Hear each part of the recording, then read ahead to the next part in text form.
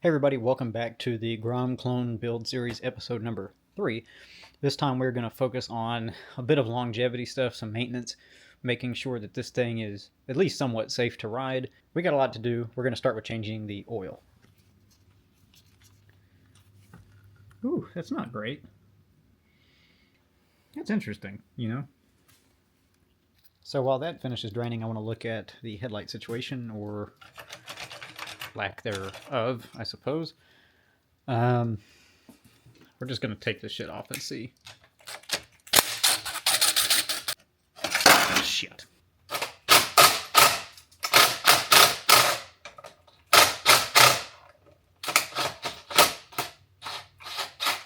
Perfect. Well, that's amazing. Oh, there's multiple friends in here. Oh my god. I just put my hands all over that.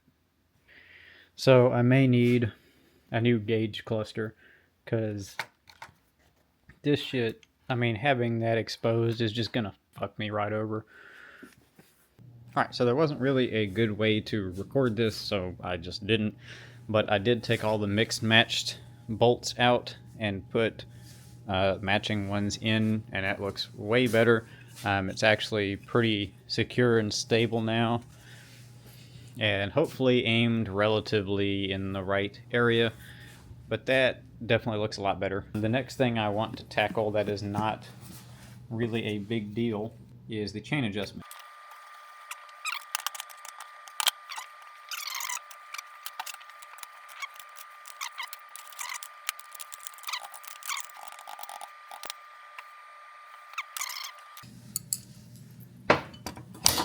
Alright, so that makes me feel a lot better. I will clean it and lubricate it, but probably after I actually ride it a little bit and see if it does in fact run. Until the air filter and the gauge cluster get here, I can't really do anything else, so I will wait on that. Alright, so it's been a couple days. I got some parts in, and I believe this is what we've been waiting on for the boom Vader.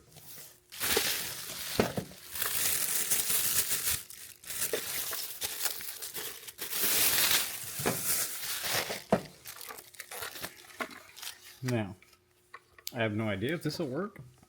I'm hoping it's the right one. The internet says it's the right one, so we're going to try it. Alright, we've already run into a little bit of a snag here, potentially. Things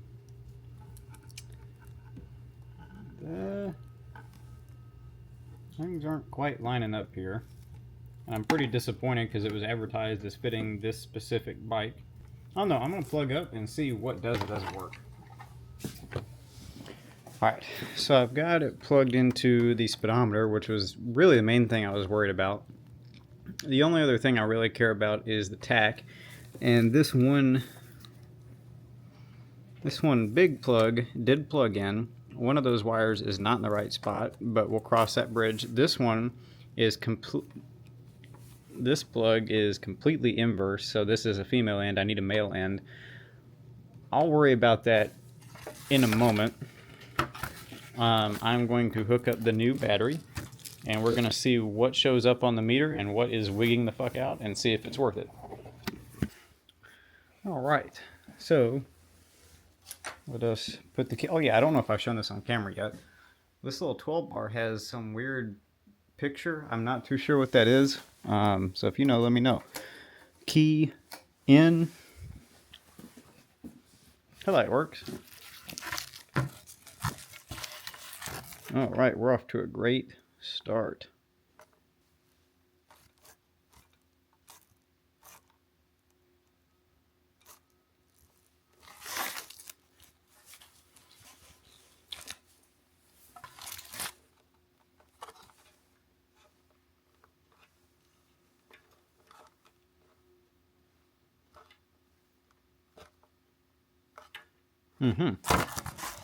I see. Well, that's okay.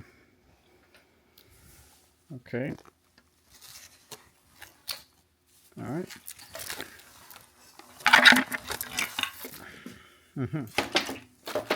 Right. Well, I don't need the meter to ride it.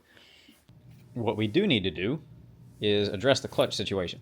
My theory is that the clutch actually works fine. It is just the cable itself that is not ideal for this particular setup.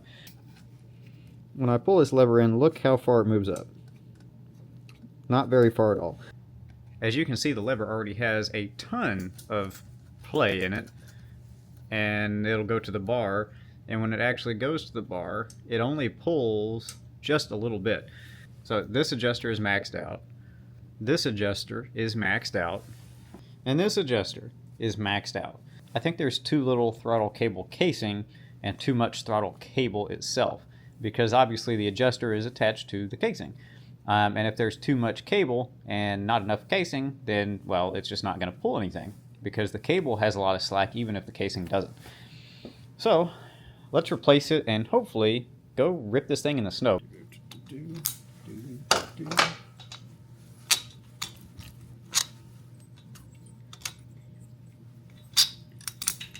All right.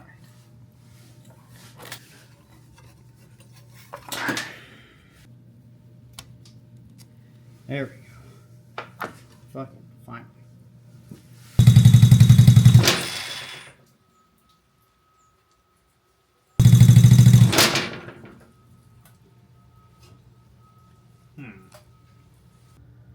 Alright, so I put another lever and holder on here that I had just laying around, and it seems like it actuates it a lot more. So let's just test it out, I guess. I know.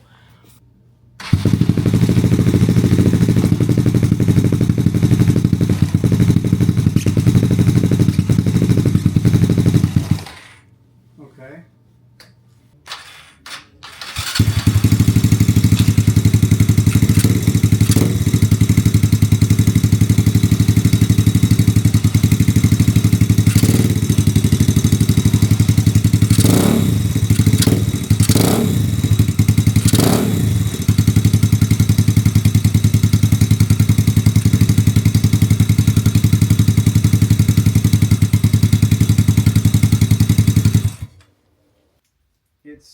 It's almost there, enough to probably ride.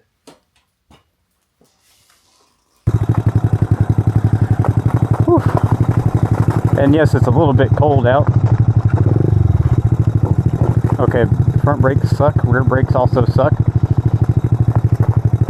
But the Grom has moved. I say Grom, you know what I mean. Oh dear, this is all ice.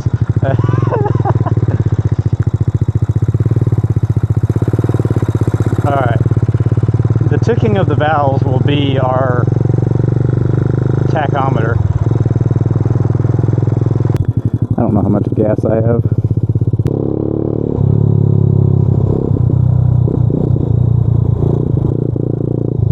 Please tell me I'm not already out of gas. Dude, please, please, please, Superman, please. Also, I should tell you, these tires do not have much air in them. If I had to guess right now, I would say about 7 foot-pounds. Jesus Christ. I'd say about 7 pounds. Oh, no. Oh, no. It may be out of gas. Well, fellas. Oh, the fork does touch it. Okay, so that is going to be an issue, isn't it? Oh, yeah, it's going to be an issue. Alright, so I am back, and I brought with me a water bottle full of gas.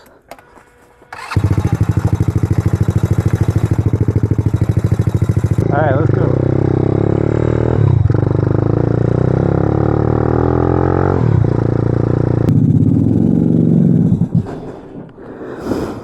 Oh, God. Alright, we're back. Alright, so it is another day. This is like 2 or 3 days after the test ride. Just got enough time to work on it today, and so there's a couple things that I need to address with it. The clutch is my main concern, and then I'm planning to move on to the meter, and I have some idea about what to potentially do to maybe kind of sort of fix the meter issue and get it plugged up right. Let's get to that. But it did run, and it actually ran pretty good. The clutch does appear to work. It is just more so the fact that I can't pull it enough because this cable.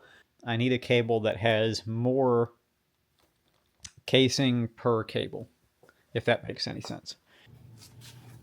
Sorry, I know the lighting's weird in here. I think this is going to be a massive improvement. So try to remember what it looked like before and how much it went up.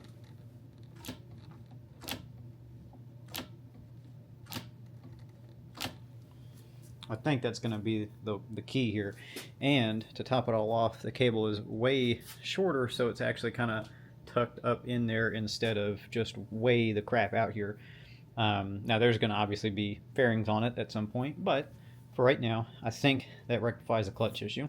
And then we're going to bleed the brakes too while we're at it, and maybe go on another test ride today with gas this time. So this is the fluid we're looking at in here. Not brand new.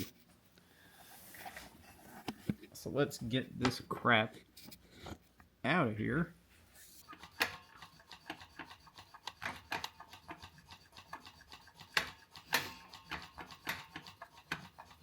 So that should improve brakes a bit. There's a look at what the fluid is in there now. So this hasn't been changed in a bit either. Yeah, look at that crap. So that would be why the front brake sucks. So let's try to fix that. There's a lot of white in that. It's going to be hard to pick up because my shadow is going to be in the way for a lot of this, but there's a lot of white.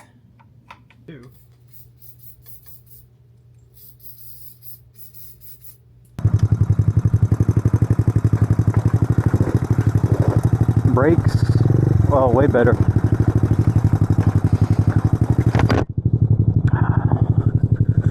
This is a visor down operation here. I'll take it a little easy. God, I really underdressed for this.